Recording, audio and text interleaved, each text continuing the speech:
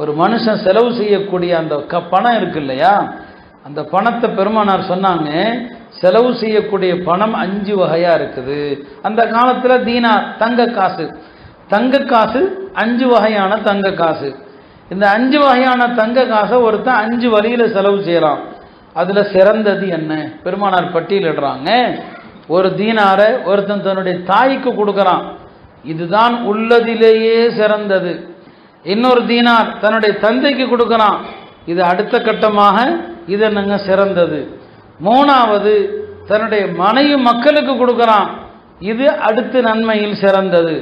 நாலாவது தன் குடும்பத்தில் உள்ள சொந்த பந்தங்களுக்கு கொடுக்கறான், இது 4வது அந்தஸ்தில் உள்ளது.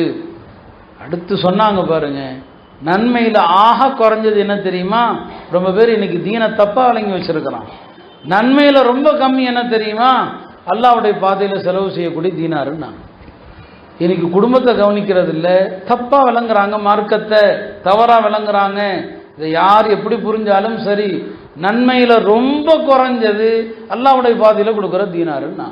இந்த ஹதீஸை நல்லா ஞாபகம் வச்சுக்கங்க. உங்களுடைய தாய்க்கு கொடுக்குற பணம், உங்களுடைய தந்தைக்கு கொடுக்கிற பணம், மனைவிக்கு கொடுக்கிற பணம், சொந்த பந்தங்களுக்கு கொடுக்கிற பணம், இதான் வரிசை. நன்மையில ஃபர்ஸ்ட் அது, அப்புறம் அது கடைசியா சொன்னாங்க மார்க்கத்திற்கு நல்ல விஷயங்களுக்கு கொடுக்கிறதுக்கு 5வது அந்தஸ்து தான் இல்லையா? ஆனா இன்னைக்கு குடும்பத்தை கவனிக்காம மார்க்கத்தை சில பேர் தவறா புரிந்து அவங்க மார்க்கத்துக்கு கெட்ட பெயரை ஏற்படுத்துறாங்க. அப்படி கிடையாது. பெருமானார் ஸல்லல்லாஹு அலைஹி வஸல்லம் அது அழுத்தம் திருத்தமா சொல்லுவாங்க.